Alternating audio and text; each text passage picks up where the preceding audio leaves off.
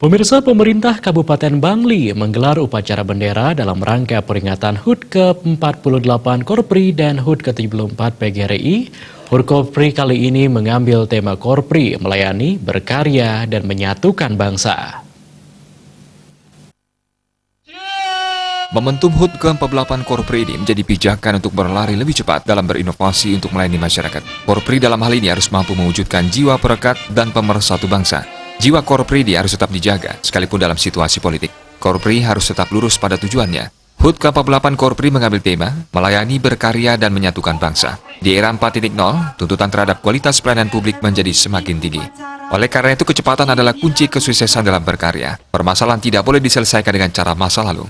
Permasalahan harus diselesaikan dengan cepat dan efisien. Seluruh anggota Korpri harus tetap menebarkan optimisme dan harus tetap melakukan inovasi karena inovasi merupakan rohnya birokrasi.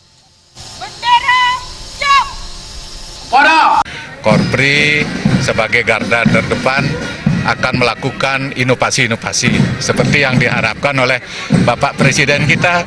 Sekarang sudah bukan kuat lemah, bukan pintar bodoh, tetapi adalah yang cepat dan yang lambat. Mereka yang cepat akan menjadi terdepan, yang lambat akan menjadi ke belakang.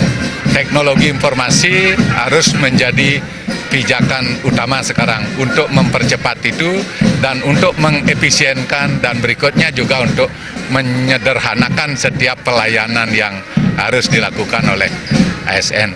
Ayo kita bangun terus ASN melayani untuk Indonesia maju.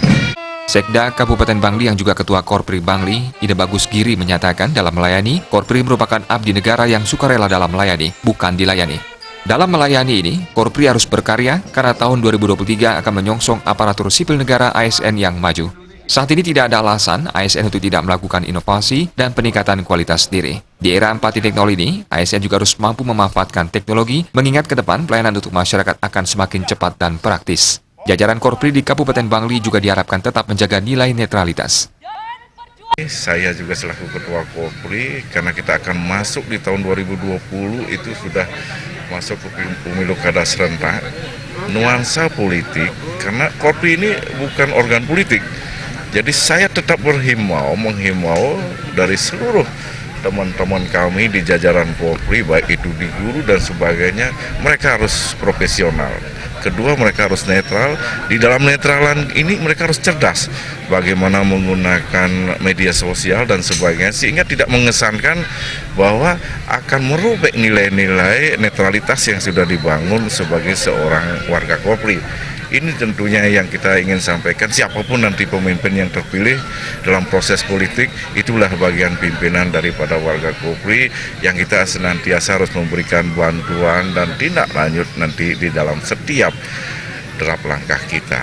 Selain apel bendera, digelar penyerahan tabungan hari tua dan pensiun yang pensiun per tanggal 1 Desember 2019, serta penyerahan bingkisan kepada pegawai yang sakit. Agung Ria dan Putu Ratna, Bali.